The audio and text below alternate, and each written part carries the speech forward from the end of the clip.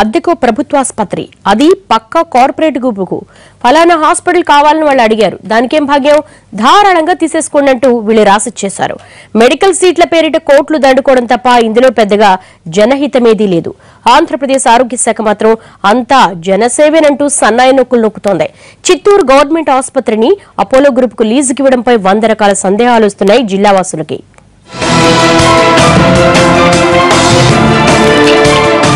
Medical కాలేజీకి పర్మిషన్లు తెచ్చుకోండి. పర్మినెంట్ బిల్డింగ్లు లేకున్నా, ప్రాక్టికల్స్ కోసం అందుబాటులో ఆసుపత్రి లేకున్నా ఏం పర్వాలేదు, మేమున్నాం, కావాలంటే ఆసుపత్రే రాసిచ్చేస్తాం. ఇది ఆంధ్రప్రదేశ్లో ఇప్పుడు కొత్త ట్రెండ్. చెప్పారు కదా అని ఎవరు పడితే వాళ్ళు ఎగబడి పర్మిషన్లు తెచ్చుకుంటే కుదరదండోయ్. దానికి షరతులు వర్తిస్తాయి. ఆరోగ్య శాఖలో ఉన్నత స్థాయి వ్యక్తులను ప్రసన్నం చేసుకోవాలి. అంతకంటే పై స్థాయిలో పలుకుబడి ఉండాలి. ఇలా చెయ్యాల్సినవన్నీ చేసేస్తే ఇక మెడికల్ సీట్ల వ్యాపారానికి ఇన్స్టెంట్ హాస్పిటల్ రెడీగా ఉంటుంది. చిత్తూరు జిల్లాలో కొత్తగా 2 ప్రైవేటు మెడికల్ కాలేజీలకు అనుమతులిచ్చింది ప్రభుత్వం. ఇందులో ఒకటి చంద్రగిరి మండలంలోని పద్మావతి మెడికల్ ట్రస్టుకు కాగా, రెండవది అపోలో హాస్పిటల్స్ గ్రూప్కు. అపోలోకు చిత్తూరు సమీపంలోని మరకంబట్టు వద్ద 38 ఎకరాలు, పద్మావతి మెడికల్ ట్రస్టుకు చంద్రగిరి మండలంలో 36 ఎకరాలు కేటాయించారు. ఇంతవరకు సవ్యంగానే ఉన్న అసలు కిరికిరి ఆ తర్వాతే మొదలైంది. ఈ 2 సంస్థలు కొత్తగా భవనాలు నిర్మించి ఆసుపత్రులు ప్రారంభించాలంటే ఇంకో 3 ఏళ్లు పడుతుంది. ఆ తర్వాతే మెడికల్ కౌన్సిల్ ఆఫ్ ఇండియా గుర్తింపు వస్తుంది.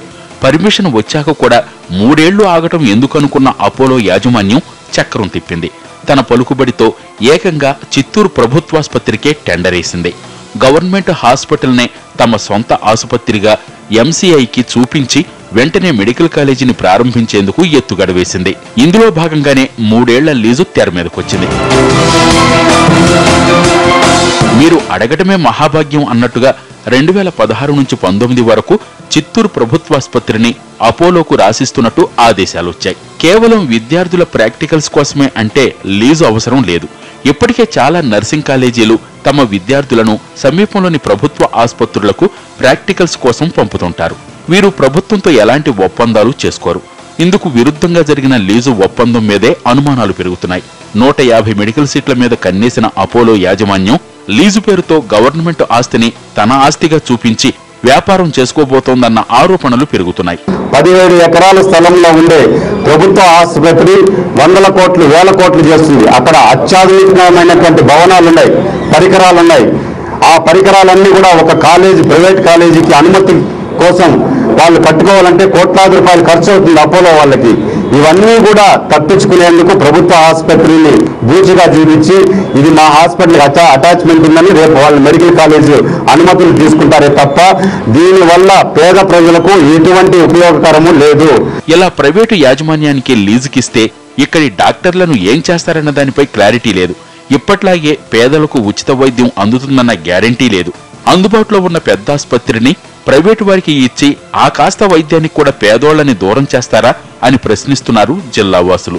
రాష్ట్ర ప్రభుత్వం వైద్యాధికారులు, ఉన్నతాధికారులు స్పందించి పేద ప్రజలకు, బడుగు బలహీన వర్గాలకు, మధ్యతరగతి ప్రజల కోసం కట్టిన ఆసుపత్రిని ఇంకా వసతులు పెంచాల్సింది పోయి, బెడ్స్ పెంచాల్సింది పోయి వీళ్ళు కొత్త ఐడియాలు ఇచ్చి లాభాపేక్షతో నడుస్తున్న అపోలో హాస్పిటల్ కి మద్దతు ప్రకటించడం అత్యంత దారుణము, అత్యంత బాధాకరం.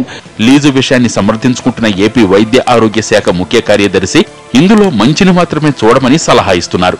కానీ దాదాపు 3000 కోట్ల రూపాయల విలువైన ప్రభుత్వ ఆసుపత్రిని ప్రైవేటు సంస్థకు లీజు పేరిట ఇవ్వటం, గవర్నమెంట్ వైద్యాన్ని కార్పొరేట్ కు అప్పగించడంపై మాత్రం సమాధానం లేదు. జనగణాభివృద్ధి చెందాలంటే ఎలాంటి మార్పులు చేయాలి, ఎలాంటి కొత్త మెళకువలు తీసుకురావాలి, యాజమాన్య పద్ధతులు కొత్తవి ఏది మనం ఆరంభించాలి, ఉన్న ఆస్తులు ప్రైవేట్ యాజమాన్యాలకు ఇవ్వడానికి ప్రభుత్వ విధానం కాదు. దానికి అలాగే ఈ జిల్లా వాస్తవ్యులే మన ముఖ్యమంత్రి గారు, దానికి ఆయన ఏమాత్రం కూడా ఏకీభవించరు. కేవలం ఒక తాత్కాలికమైన ఏర్పాటు వల్ల మెడికల్ కాలేజ్ వస్తుంది. గతంలో వేలూరు సీఎంసీకి కూడా చిత్తూరులో 100 ఎకరాల భూమిని కేటాయించింది ప్రభుత్వం. ఇప్పటి వరకు అక్కడ ఎటువంటి నిర్మాణాలు చేపట్టలేదు, వైద్య సేవలు అందించలేదు. అలాంటప్పుడు రేపు గవర్నమెంట్ హాస్పిటల్లో అపోలో ఫీజులు వసూలు చేయటం మొదలెడితే పరిస్థితి ఏంటన్నది కామన్ మ్యాన్